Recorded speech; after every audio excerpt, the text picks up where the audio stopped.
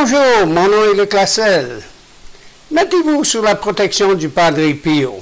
M. Jean Goyard va nous raconter un récit où le Padre Pio a protégé un de ses protégés, non pas seulement spirituellement, mais aussi physiquement. Si vous voulez, vous pouvez vous mettre sous la protection du Padre Pio et je suis sûr qu'il vous aiderait de la même façon. Voici M. Jean Goyard avec ce récit merveilleux. Chers amis, fidèles du Padre Pio, bonjour, mon nom est Jean Goyard et vous assistez au programme Marchons avec Padre Pio. Aujourd'hui, c'est le père Yazen Zaniro qui nous fournit une histoire palpitante pour ceux qui aiment les films d'horreur, si on peut dire comme ça. Le soir du 28 juillet 1958, l'architecte Giuseppe Gentile est en train de bâtir la nouvelle église à San Giovanni Rotondo et il va dire au revoir au Padre Pio avant qu'il ne se couche. Mon père, lui dit-il, demain je dois aller à Boiano parce qu'on y discute une cause devant le tribunal. Mon beau-père avait donné une maison à ma première femme. C'est un homme qui a été marié, donc, qui est marié 2 fois, parce que sa première femme est décédée. Mon beau-père avait donné une maison à ma femme, mais il prétend annuler l'acte, puisqu'elle est morte. Je ne peux pas l'accepter car j'ai un fils auquel revient l'héritage de sa mère. C'est logique. Il a raison, il va se défendre. Et puis c'est pas lui qui le défend, en plus c'est son fils. Que va dire le Padre Pio là? Mais est-ce que tu as pensé à l'issue de la cause? Celui-là va te tirer dessus. Eh bien mon père, répond l'architecte, je ne suis pas un moineau, n'est-ce pas? Et le Padre Pio ajoute, sois prudent. On ne badine pas avec ce genre de type. Je ferai de mon mieux, je serai prudent. Et l'architecte reçoit la bénédiction du Padre Pio et il part. Il arrive chez lui vers 20 h et le lendemain, il va voir son beau-père pour lui proposer un accord juste avant que la chose ne soit décidée. Et là, il trouve son beau-père inflexible et dur. J'ai encore un fils, moi, et il faut que je m'occupe de lui, et non pas de toi. Bon, on arrive au débat. Et là, je pense que c'est un débat devant le juge de paix. Je pense que c'est ça. Et la cause fut arrangée en faveur de l'architecte, qui après le jugement resta encore un peu au tribunal et refusa l'invitation à déjeuner de la famille, en disant « je veux mettre la cause au rôle, la faire enregistrer et retourner chez le Padre Pio ». Le beau-père était en train de rôder furieux. Et avant de monter l'escalier, il lui dit « tu as gagné la cause, mais je ne te laisserai pas lire la sentence affichée publiquement ». Dès que l'architecte fut dans la rue, son beau-père l'attendait, armé d'un revolver. Il se rue contre lui et met en pratique son furieux dessein. Il était 13 h, le premier coup de feu atteint l'épaule de l'architecte. Il chancelle, mais il trouve la force de zigzaguer, de sorte que les 3 coups suivants ratèrent leur cible. Il se réfugie chez un boucher et tombe par terre. Et là, il serait mort, tout simplement mort, si le boucher n'avait pas immobilisé ce fou qui le pourchassait.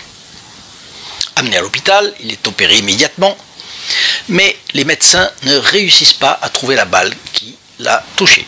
Entre-temps, le blessé répétait « Prenez mon portefeuille, il y a le crucifix de Padre Pio dedans ». De fait, le Padre Pio lui avait donné ce crucifix sur une image, en lui disant « Lorsque tu seras en danger, embrasse-le et je serai près de toi ». Voilà que la femme, la deuxième femme donc, de l'architecte, Giuseppe Gentile, Elle s'appelle Nina. Elle arrive, du moins elle est informée de ce qui se passait, de ce qui s'est passé, et elle demande est-ce qu'il est mort? Et on lui répond que son mari est à l'hôpital. Elle ajoute le Padre Pio va donc le sauver. Et elle court à l'hôpital, pleine d'espoir. Elle le trouve de fait, et à côté de son lit, il y a 2 prêtres qui le réconfortent. Et elle lui dit tu as vu, il a atteint son but, hein? Et l'architecte répond oui, oui, dis-le au père. Donc, qu'est-ce qu'elle fait? Elle envoie un télégramme à San Giovanni Rotondo. Le saint était en train de prier dans le chœur lorsqu'on lui apporte le télégramme. On lui lit et le Padre Pio dit oui, je m'y attendais. Le soir tombe et l'architecte n'est pas soulagé et il se pose toujours toute la nuit la question mais qui pourra me guérir? Voilà plusieurs. Il y a eu la foi, il a échappé à la mort,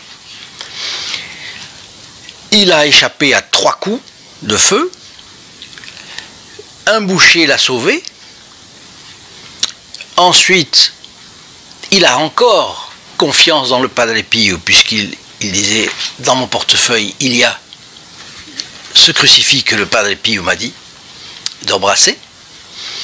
Et ensuite, la première chose qu'il fait, c'est de demander à sa femme de prévenir le Padre Pio, pour qu'il prie bien sûr. Vers minuit, il a du mal à respirer. Il regarde vers la fenêtre et il se demande s'il va s'en sortir. Il entend un bruissement et il est inondé d'une vague de parfum. Vous savez, le parfum du Padre Pio, le parfum céleste, qui marquait soit un avis à quelqu'un, soit un encouragement. Le voilà qui envoie un encouragement donc à son fils spirituel. Comme l'état de santé du malade ne s'améliorait pas, finalement on le ramène à la salle d'opération, mais on finit par lui extraire la balle de l'épaule. Et donc le foyer d'infection cesse.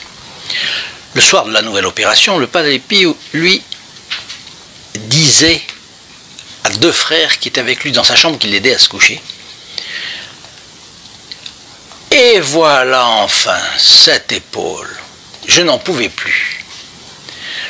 Voyez comment le Padre Pio avait un fils spirituel, ce fils spirituel était en danger, le Padre Pio n'a pas cessé de prier et vraisemblablement de souffrir pour lui. On va voir plus tard pourquoi. Enfin, comment. Peu à peu, l'architecte se remit et finit par quitter l'hôpital.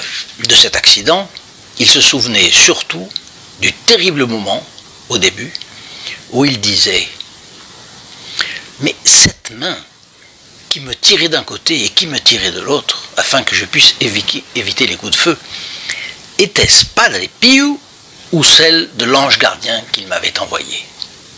Il savait que c'était le Padre Pio qui était à l'origine.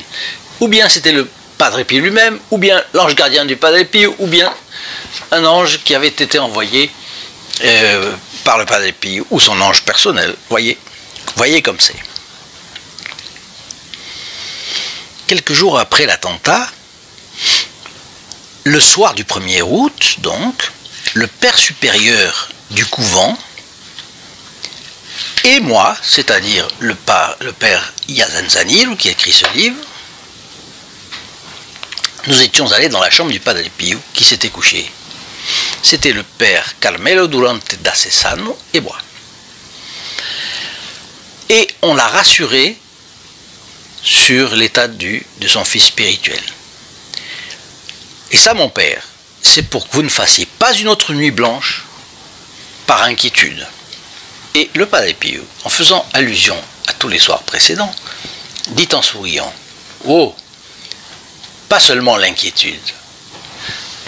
Il a donc souffert moralement d'inquiétude, il a prié et il a certainement souffert physiquement aussi. » ceux qui satisfaisaient au désir du Padre Pio et s'engageaient à vivre, comme il disait, en bon chrétien.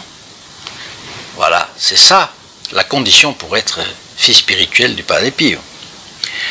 Suivant ces leçons, s'apercevait clairement de sa présence constante et bénéfique. Ce qui était sûr et certain, c'est qu'il avait l'habitude de dire « Je tiens ce que je promets ». Voilà une histoire qui est courte, certes, mais où l'on voit plusieurs choses. La première chose, que nous devons faire tout ce que nous pouvons pour devenir fils spirituel du Padre Pio. Fils ou fille spirituelle du Padre Pio. C'est très important cela. Et c'est la raison pour laquelle, vous voyez, nous avons mis une page spécifique dans notre site, consacrée au groupe des protégés du Padre Pio. Ce n'est pas la même chose, mais ça va dans la ligne. Si on fait un sacrifice pour le Padre Pio, c'est une réciprocité. On aime le Padre Pio, le Padre Pio nous protégera. Et je crois que c'est surtout cela qu'il faut penser à faire, c'est à se protéger. Voyez-vous, dans les dangers, ça peut être aujourd'hui, ça peut être demain. La vie est pleine de risques, mais elle peut être aussi parsemée de dangers, d'authentiques dangers. Et là, c'était le cas de cet architecte, fils spirituel du Padre Pio, qui le voyait régulièrement, qui lui était très proche, et qui avait vraiment un lien. Il y avait un lien entre le Padre Pio et chacun de ses fils spirituels, qui était un lien de protection de la part du Padre Pio et de respectueuse soumission et affection de la part du fils spirituel. Je crois que nous pouvons réfléchir à cela et à nous demander si nous pouvons faire en quelque chose un pas de plus vers le Padre Pio. Ça c'est une chose qu'il faut, à mon avis, avoir bien présente à l'esprit pour se guider dans le monde d'aujourd'hui. Si vous avez aimé cette histoire, mettez votre like, abonnez-vous. Si vous ne l'êtes pas, vous savez que vous rentrez dans la messe de vendredi qui suit votre clic d'abonnement. Actionnez la clochette, ne l'oubliez pas non plus. Et puis, je vous demande vos commentaires. Si vous trouvez que même une histoire courte comme celle-là vous intéresse, mettez-le dans vos commentaires. Si vous trouvez que ce n'est pas très adapté, dites-le aussi. J'ai besoin de savoir si cela vous plaît ou si ça ne vous plaît pas. Et puis, je rappelle également que si vous voulez recevoir cette belle estampe du Padre Pio, vous avez deux manières. La première manière, c'est tout simplement de le demander dans la description de cette vidéo ici. C'est très facile, vous le demandez, vous le recevez. Mais, si vous devenez membre du groupe des protégés du Padre Pio, là vous en aurez 3, vous aurez des médailles et vous avez toute une série d'avantages que vous verrez dans la page qui est dédiée dans notre site. Je vous souhaite donc la bénédiction du Padre Pio, je vous dis à demain et je vous dis surtout une chose que j'étais en train d'oublier. Le 25, je voulais vous le dire, le 25, lundi 25, vous voyez, nous sommes aujourd'hui le 21. Et j'ai fait cette vidéo un peu en avance, justement pour ça. Le 25, lundi 25, c'est l'anniversaire de la naissance du Padre Pio. Autrement dit, c'est le jour où il arrive à la lumière de ce monde, où il va être préparé dans une jeunesse avec beaucoup de souffrance, mais avec beaucoup de consolation, puisque vous savez que son ange gardien lui tenait compagnie, la Sainte Vierge lui apparaissait, le bon Dieu, notre Seigneur Jésus-Christ, lui apparaissait, et il va avoir tous dans des grandes consolations, d'immenses consolations spirituelles et d'immenses souffrances physiques et morales.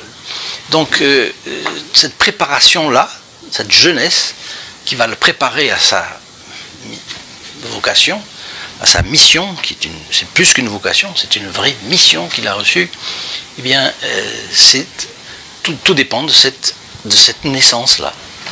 Et je crois que vous aurez à cœur de vous rappeler le lundi 25 mai 2020, vous aurez à cœur de vous rappeler de cela, de vous unir au Padre Pio par la prière. Et puis, sachez qu'il y a une messe ce jour-là qui est dite pour notre chaîne.